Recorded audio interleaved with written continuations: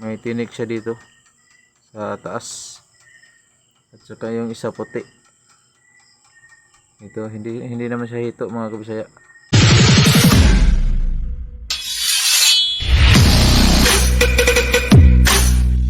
Gandang gabi mga kabisaya. At papakita ko na naman ulit sa inyo ang aking mga nahuli ngayong gabi. Kasi galing tayo sa dagat. Malaki na naman yung hibas ng dagat. At kita ko sa inyo yung aking mga nahuli ngayon. Ang ulam natin bukas sa trabaho. Swerte tayo ngayon. Medyo marami-rami yung huli natin at may kakaiba sa ating nahuli.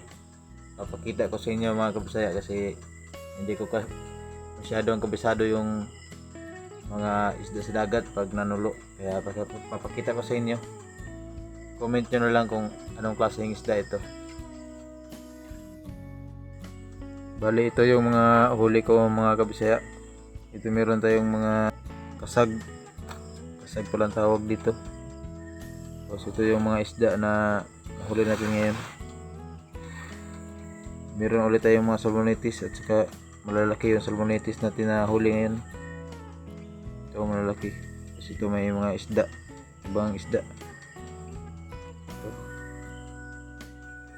Ito ulit may danggit. May mga danggit ulit tayo. Ito isda. Ito din. Ito parang lapo-lapo to maliit. At ang kakaiba sa ating nahuli ngayon mga kabisaya ay ito. Hindi ko para siyang hito pero hindi siya hito. Ito.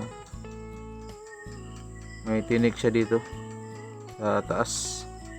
At saka yung isa puti. Ito hindi naman siya hito mga kabisaya. Comment nyo kung anong pangalan nito. Ito siya. Ngayon lang ako nakakuha nito. Dalawa pang yung nakuha ko. Yun. Ito yung ulam natin bukas.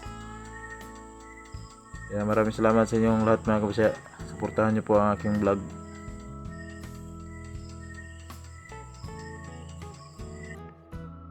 Hindi ko nalinis kagabi, si antok na. Kaya siya na lang naglinis ngayon.